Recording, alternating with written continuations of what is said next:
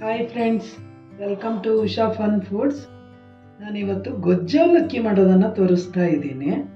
ಅದಕ್ಕೆ ಈ ಒಂದು ನಿಂಬೆಹಣ್ಣು ಗಾತ್ರದಷ್ಟು ಹುಣಸೆ ಹಣ್ಣನ್ನು ನೀರು ಹಾಕಿ ನೆನೆಸಿಟ್ಕೋತೀನಿ. ಅದ್ರ ಜೊತೆ ಸ್ವಲ್ಪ ಬೆಲ್ಲನೂ ಕೂಡ ಹಾಕಿ ನೀರು ಹಾಕಿ ನೆನೆಸಿಟ್ಕೋತೀನಿ.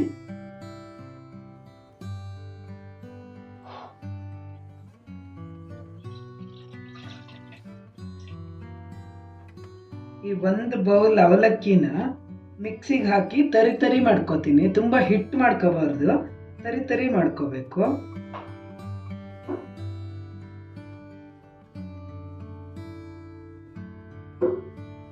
ಇದಕ್ಕೆ ಈಗ ರುಚಿಗೆ ತಕ್ಕಷ್ಟು ಉಪ್ಪು ಹಾಕೋತಾ ಇದ್ದೀನಿ. ನಿಮ್ಮ ಹತ್ರ ಯಾವ ಸಾಂಬಾರ್ ಪೌಡ್ರ್ ಇದೆಯೋ ಅದನ್ನು ಹಾಕ್ಕೋಬೋದು. ನಾನೇ ಮಾಡಿಟ್ಕೊಂಡಿರೋ ಸಾಂಬಾರ್ ಪೌಡ್ರನ್ನ ಹಾಕ್ಕೋತಾ ಇದ್ದೀನಿ.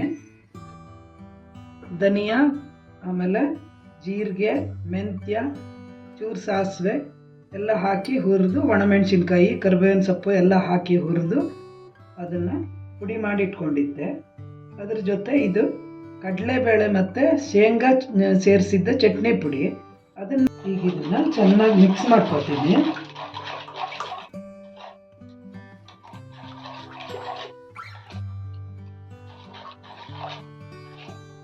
ಈ ಮಿಕ್ಸ್ ಆಗಿರೋದಕ್ಕೆ ಪುಡಿ ಮಾಡಿ ಇಟ್ಕೊಂಡಿರೋ ಅವಲಕ್ಕಿನ ಹಾಕ್ತಾ ಇದ್ದೀನಿ. ಅವಲಕ್ಕಿ ಇದು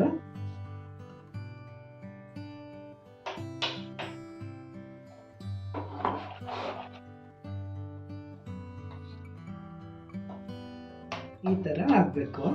ಅದೆಲ್ಲ ಮಿಕ್ಸ್ ಆಗಿ ಚೆನ್ನಾಗಿ ಕುಡ್ಕೊಳ್ಳುತ್ತೆ. ಈಗ ಹಿಂಗೆ ಒಂದು 10 ನಿಮಿಷ ಬಿಡಬೇಕು. ಈಗ ಪಾತ್ರೆಗೆ ಕೊಬ್ಬರಿ ಎಣ್ಣೆ ಹಾಕೋತಾ ಇದ್ದೀನಿ.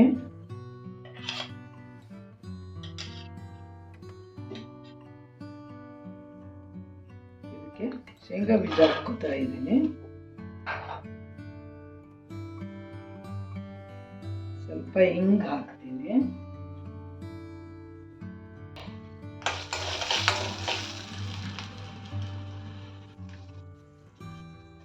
ಕರಿಬೇವು ಹಾಕ್ತೀನಿ. ಸಾಸಿವೆ ಕಾಳು ಹಾಕ್ತಾ ಇದ್ದೀನಿ.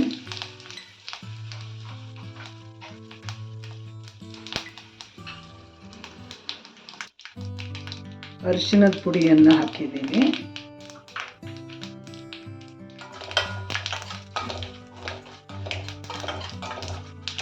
ಇದು ಒಗ್ಗರಣೆ ಆಯ್ತು. ಈಗ ಇದಕ್ಕೆ ಅವಲಕ್ಕಿನ ನೆನೆಸಿಟ್ಕೊಂಡಿದ್ವಲ್ಲ ಇದನ್ನು ಹಾಕ್ತಾ ಇದ್ದೀನಿ.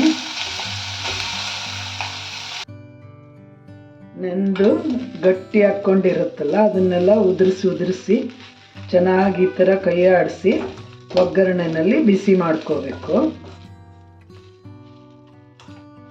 ಯಾರೆಲ್ಲ ನನ್ನ ಚಾನಲ್ಗೆ ಸಬ್ಸ್ಕ್ರೈಬ್ ಮಾಡಿಲ್ವೋ ಸಬ್ಸ್ಕ್ರೈಬ್ ಮಾಡಿ, ಲೈಕ್ ಮಾಡಿ, ಶೇರ್ ಮಾಡಿ.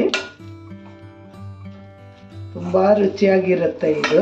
ಮತ್ತು ದಿಢೀರಂತ ಮಾಡಿಬಿಡ್ಬೋದು.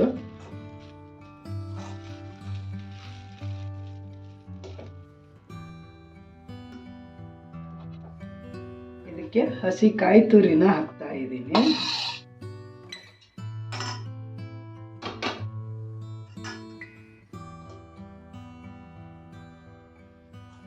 ರುಚಿ ರುಚಿಯಾದ ಗೊಜ್ಜವಲಕ್ಕಿ ರೆಡಿ ಆಯಿತು ಫ್ರೆಂಡ್ಸ್. ಎಷ್ಟು ಬೇಗ ಆಗುತ್ತೆ ಅಲ್ವಾ? ಕೃಷ್ಣನಿಗೆ ನೈವೇದ್ಯಕ್ಕೆ ಇದು ತುಂಬ ಶ್ರೇಷ್ಠ ಇದೆ. ನಮ್ಮದು ಭಗವದ್ಗೀತೆ ನಡೀತಾ ಇದೆಯಲ್ಲ, ಅದಕ್ಕಾಗಿ ಇದನ್ನು ಮಾಡಿದ್ದೀನಿ ಇವತ್ತು. ಈಗ ರುಚಿ ರುಚಿಯಾದ ಗೊಜ್ಜವಲಕ್ಕಿ ರೆಡಿಯಾಗಿದೆ ಫ್ರೆಂಡ್ಸ್. ಇದಕ್ಕೆ ಒಂಚೂರು ತುಪ್ಪ ಹಾಕ್ಕೊಂಡು ತಿನ್ನಬೇಕು, ಚೆನ್ನಾಗಿರುತ್ತೆ. ಗಟ್ಟಿ ಮೊಸರು ಜೊತೆನೂ ತಿನ್ಬೋದು.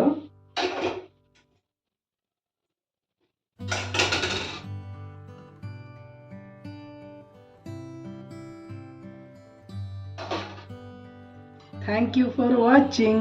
Bye bye.